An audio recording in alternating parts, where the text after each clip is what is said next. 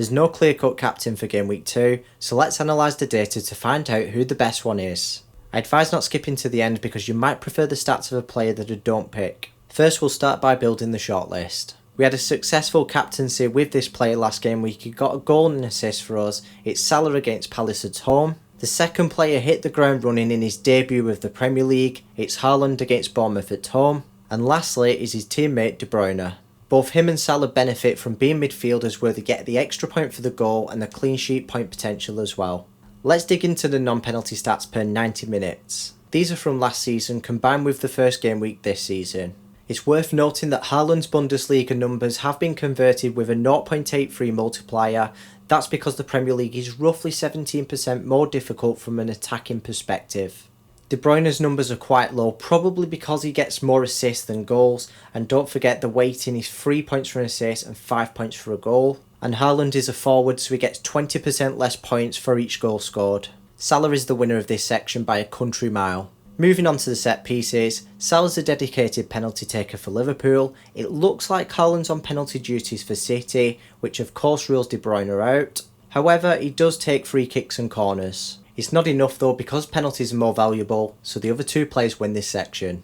Let's take a look at the probability of each player scoring or assisting. These odds are based on the assumption that each player plays 90 minutes. We'll review the expected minutes later on in the video. HAALAND has the best anytime goal scorer odds by 13% ahead of Salah, and he's actually nearly 40% ahead of De Bruyne. De Bruyne does top the anytime assist odds. He's 16% above Salah and 17% above HAALAND. It's not enough to compensate for his low chance of scoring, and you can see that in the anytime return odds. HAALAND has a whopping 77% chance of registering an attacking return. As we already know, Salah and De Bruyne do get the extra point for a goal, and that's not shown on paper. If we consider the weighted goal odds, Salah and HAALAND are similar. Even with that in mind, I'd say HAALAND edges it because he's got a higher chance of success. He also fares well on the points projections, where he's actually got the highest overall with 8.9 on Fantasy Football Fix. They've put De Bruyne in second place, whereas on Fantasy Football Scout, HAALAND's in second place and Salah's top with 7.7.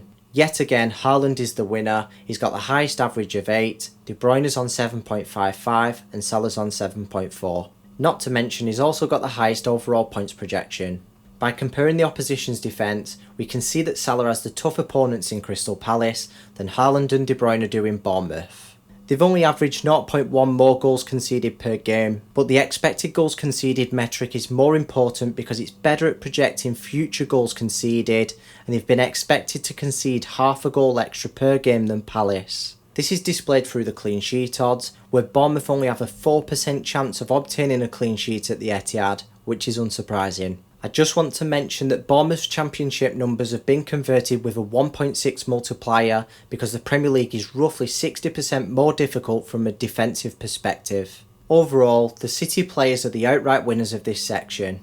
Before we make a decision, let's carry out a quick risk assessment. All three players have had an ample amount of resting time. Salah's got the safest amount of minutes. As for HAALAND and De Bruyne, they are slightly lower because I think they're more likely to get brought off if City are quite far ahead. You would expect that these two players are currently immune from Pep Roulette. Their expected minutes aren't a major concern for me. At this stage it's fair to say that the top two players are Salah and HAALAND, and I'd like to go for quality over quantity when it comes to minutes. Therefore, I'm tipping HAALAND as the best captain for Game Week 2. I've included a few reasons why on the screen, but the main reason I went for him over Salah is the quality of the opposition. Of course, Salah is still a reliable option as always. Thanks for watching. Hit the subscribe button if you haven't already so you don't miss any of these videos. Make sure you check out my team selection video for Game Week 2, and I'll see you here again for Game Week 3.